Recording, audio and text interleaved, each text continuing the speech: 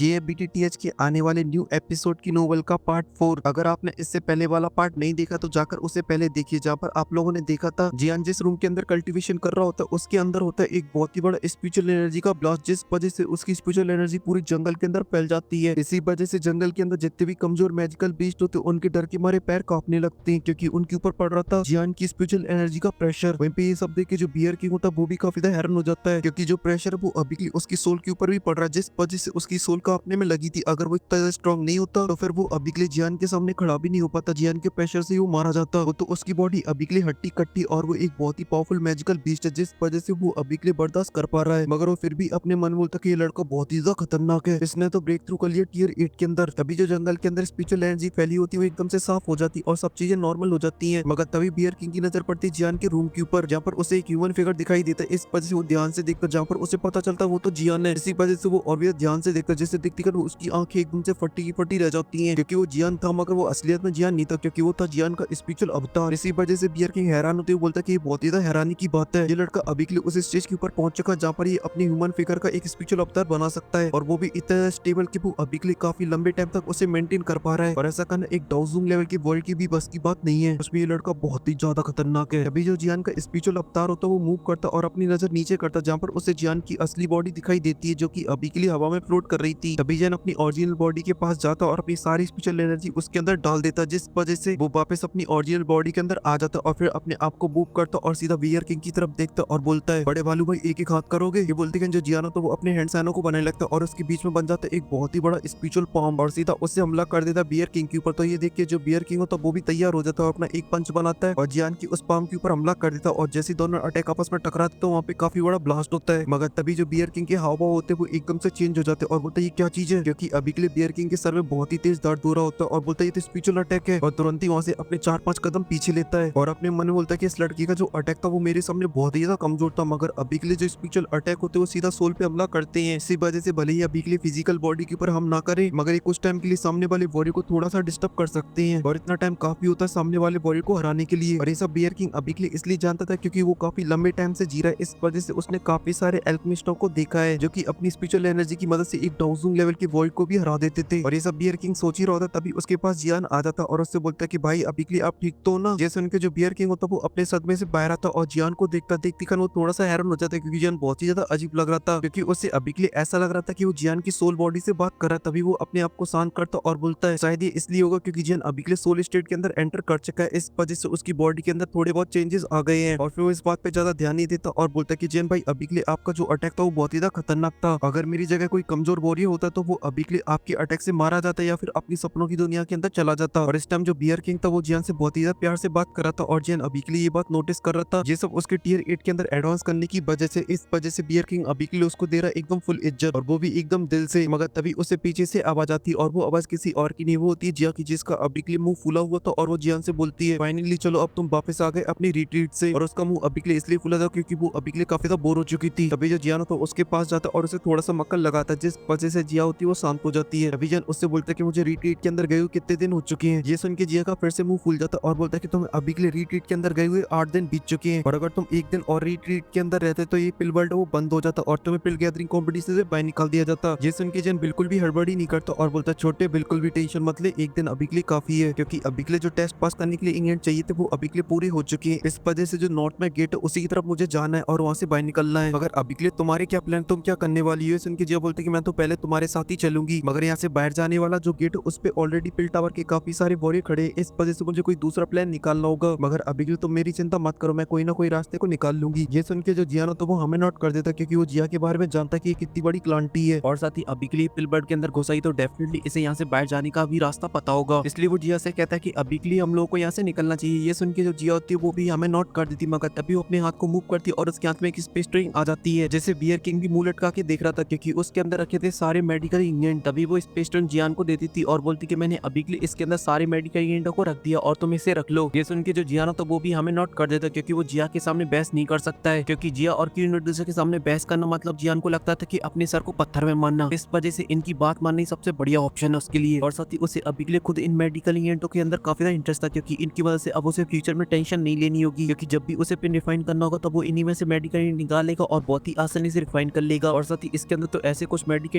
थे जो कि बहुत ही ज्यादा रेयर थे। इस वजह से इनका बाहर मिलना बहुत ही ज्यादा मुश्किल है। इसलिए जन उस स्पेस ट्रेन को भी अपने हाथ में पहन लेता और फिर बियर किंग की तरफ देखते हुए बोलता है, भालू भाई क्या आप भी अभी के लिए हमारे साथ ही चलोगे? ये सुन के जो बियर किंग अभी के लिए स्पेस ट्रेन को देख रहा होता तुरंत ही अपने ध्यान को हटाता और जियान से बोलता है, हाँ, क्योंकि अगर मुझे यहाँ से बाहर निकलना तो मुझे पूरी तरीके से बूढ़ी दादी के ऊपर ही डिपेंड होना होगा और साथ ही वहाँ तक मैं आपके साथ चलूँ, क्योंकि अगर बीच में वो बुढ़ा आदमी फिर से तुम्हें मिल गया तो मैं आपकी रक्षा कर सकता हूँ। ये सुन के जो जियान होता खुश हो जाता और बोलता है कि इसके लिए आपका बहुत बहुत धन्यवाद, मगर अभी के लिए हमें अपना टाइम वेस्ट नहीं करना चाहिए और हमें यहाँ से चलना चाहिए। ये बोल के जो जियान होता पापा का पारा बन के वहाँ से जाने लगता, मगर तभी बियर किंग बोलता है कि ऐसे नहीं जाता मैं, अपन जाते एकदम फुल सिस्टम से। ये बोलती वो एक जोर की दाड़ मारता है जिस वजह से वहाँ पे एक बहुत ही बड़ा बर्ड मैजिकल बीस्ट आ जाता है, जिसे देख के बोलता है ये हमारी सवारी और ये बहुत ही फास्ट है और इसमें हमारी दुई भी नहीं जाएगी। ये सुन के वो तीनों एक पल की भी देरी नहीं करते और जाकर उस मैजिकल बीस्ट के ऊपर बैठ जाते और जो मैजिकल बीस्ट होता है वो रॉकेट की तरह वहाँ से लॉन्च हो जाता है और उस मैजिकल बीस्ट की जो स्पीड थी वो बहुत ही फास्ट थी। इस वजह से जियान को लग रहा था कि वो आधे दिन के अंदर ही वहाँ पे पहुंच जाएंगे और जब जियान रास्ते में जा रहा था तो वहाँ पे उसे और भी काफी सारे स्टूडेंट दिखाई देते हैं जो कि स्पिलबर्ग से बाहर जाने वाले रास्ते की तरफ आगे बढ़ रहे होते हैं। ऐसे जियान कुछ घंटे तक सफर करता रहता और फाइनली एक गेट के पास पहुंच जाता जहाँ पर अभी के लिए काफी सारे स्टूडेंट खड़े होते हैं। ये देख के जियान बोलते हैं कि हम लोग सही टाइम पे आ चुके हैं और यहीं पे उस गेट के पास खड़े हुए जितने भी लोग थे उस मैजिकल बीस्ट को देख के काफी ज्यादा डर जाते क्योंकि जो फ्लाइंग मैजिकल बीस्ट है वो बहुत ही ज्यादा खतरनाक है। मगर तभी उसके ऊपर से 3 लोग टपकते जिनमें से एक जिया होती है और एक होता है बियर किंग, जिसे देख के वो सभी लोग काफी ज्यादा हैरान हो जाती हैं क्योंकि उन्हें अभी के लिए जियान की बॉडी से तो पता चल रहा था कि जियान एक एल्केमिस्ट है, मगर इन दोनों का तो दूर दूर तक नाता नहीं लग रहा किसी भी एल्केमिस्ट से। मगर इस बात से जिया और बियर किंग को घंटा कोई फर्क नहीं पड़ रहा था। अभी जियान को वहाँ पे कुछ जाने पहचाने लोग दिखाई देते और जियान की नजर जाती उनमें से एक के ऊपर और आप लोग तो जानते थे जियान किस तरीके का आदमी है, इस वजह से उसकी नजर जाती है सीधा कॉइन के ऊपर। तभी कॉइन की नजर भी जियान के ऊपर पड़ती और जब वो देखती कि जियान एकदम टकाटक है तो उसे भी काफी ज्यादा रिलीफ फील होता है और उसके चेहरे पे आ जाती एक लवली स्माइल। ये देख के जो सॉन्किंग होता है वो ऊपर से नीचे तक जल जाता है, मगर तभी वो अपने आप को शांत करता और बोलता कि मिस कॉइन में अभी के लिए आपको बचाना तो चाहता था, मगर उस बंदे ने मेरे ऊपर भी एक कर दिया था खतरनाक हमला जो कि दिखाई नहीं दे रहा था, मगर वो मुझ में लग जाता तो मैं तुरंत ही वहाँ पे मारा जाता, इस वजह से मुझे वहाँ से भागना पड़ा। ये सुन लेकिन कॉइन के चेहरे पे स्माइल आ जाती और बोलती कि सीनियर सॉन्ग अभी के लिए आपको अपने आप को ब्लेम नहीं करना चाहिए था क्योंकि वहाँ पे सिचुएशन ऐसी बन चुकी थी, सभी लोगों को अपनी जान बचानी थी, इस वजह से आपने ऐसा कुछ भी नहीं किया, इस वजह से अभी के लिए आप एकदम चिल मारो। मगर ये तो कॉइन की ऊपर की भावना थी, अंदर से तो वो काफी गुस्से में थी क्योंकि वहाँ पे जो कुछ भी उसे बहुत ही अच्छे से याद है और किसने उसके साथ वहाँ पे क्या किया उसे भी बहुत ही अच्छे से याद है। इस वजह से वो जियान की तरफ देखती है और उसके चेहरे पे एक बहुत ही बड़ी सी स्माइल आ जाती है और ये स्माइल पहले की स्माइल से बहुत ही अलग थी क्योंकि पहली वाली स्माइल में होता था घमंड, मगर इस वाली स्माइल में कुछ और ही, और वो क्या है वो आप लोग खुद ही समझ जाओ। वहीं पे जियान भी स्माइल करती हुई देखता तो वो भी काउंटर स्माइल मार देता और फिर उसकी नजर पड़ती एक बंदे के ऊपर जो कि वहाँ पे क्रॉस लेग करे बैठा हुआ होता है, जिसे देख के जियान को काफी गुस्सा आता है क्योंकि ये बंदा कोई और नहीं वो था ओल्ड मूंगू। और यहाँ पे ओल्ड मूंगू को भी जियान का ऑरा सेंस हो जाता है, इस वजह से वो भी जियान की तरफ देखता, मगर जैसे ही देखता कि उसके पीछे अभी भी बियर किंग है तो फिर वो जियान के ऊपर कोई भी एक्शन नहीं लेता और उसके चेहरे पे एक स्माइल आ जाती और जियान से देखते हुए बोलता है किस्मत मेहरबान है तेरे ऊपर, तू इस वजह से गधा पहलवान है। ये सुन के जियान उसे कोई जवाब नहीं देता और आसपास की जगह देखने लगता और बोलता है कि इसके अभी के लिए जो साथी वो गायब हो चुके हैं और साथ ही उन्होंने अपने ऑरे को भी चेंज कर लिया, इस वजह से उनकी पहचान करना बहुत ही मुश्किल है। और फिर आसपास के लोगों को और देखता जहाँ पर उसे और भी काफी सारे वॉरियर दिखाई देते हैं, मगर वो होते सभी के सभी एल्केमिस्ट और वो यहाँ पे इसलिए आते कि क्यों ना चाहिए 3000 बर्निंग फ्लेम। तभी जो जियान तो वो अपने मन में बोलता कि पिल गैदरिंग कंपटीशन बहुत ही हार्ड होने वाला है क्योंकि यहाँ पे काफी सारे बुड्ढे आए रखे हैं जो कि काफी टैलेंटेड है और इन सभी लोगों का यहाँ पे आने का सिर्फ एक ही कारण है, वो है 3000 बर्निंग फ्लेम। इसी वजह से भले मैं अभी के लिए सोलर स्टेट के अंदर ब्रेक थ्रू कर चुका हूँ मगर फिर भी मुझे अभी के लिए इस कंपटीशन को बिल्कुल भी हल्के में नहीं लेना है। और फिर उसकी नजर पड़ती है डेंचन के ऊपर। ये लड़की बिल्कुल भी साधारण नहीं है क्योंकि अभी के लिए जैसा कि मैं सोलर स्टेट के अंदर ब्रेक थ्रू कर पा रहा हूँ तो मैं इसे अच्छे से सेंस कर पा रहा हूँ। इसकी बॉडी में से एक बहुत ही अजीब सी सक्शन फोर्स निकली जो कि दुई को एब्जॉर्ब नहीं करती बल्कि स्पिरिचुअल स्ट्रेंथ को एब्जॉर्ब करती है और शायद ये सब इसलिए हो सकता है क्योंकि इसके पास कोई स्पेशल बॉडी हो, जैसे कि लिटिल फ्री डॉक्टर के पास बुल पॉइजन बॉडी और चिंगलिंग के पास वो खतरनाक आंखें, शायद इसकी बॉडी के अंदर कुछ ऐसी स्पेशल पावर है। और फिर जिन वहीं पे बैठ जाता और इंतजार करने लगता गेट खुलने का और जैसे जैसे टाइम बीतता जा रहा था वहाँ पे और भी काफी सारे लोग आते जा रहे थे और धीरे धीरे करके इस टेस्ट का जो टाइम है अब वो खत्म हो रहा होता है। अभी गेट के ऊपर की स्पेस के अंदर कुछ हलचल होती है और उसके अंदर से एक बुड्ढा भाई निकला था जिसने पहन रखा था पिल टावर का बैच। और इसी के साथ ये जो पार्ट होता है वो यहीं पे खत्म हो जाता है। अगर आपको पसंद आए तो लाइक कर देना, साथ ही चैनल को भी सब्सक्राइब कर देना। मैं मिलता हूँ आपसे नेक्स्ट वीडियो में, तब तक के लिए आप सभी को बहुत सारा प्यार।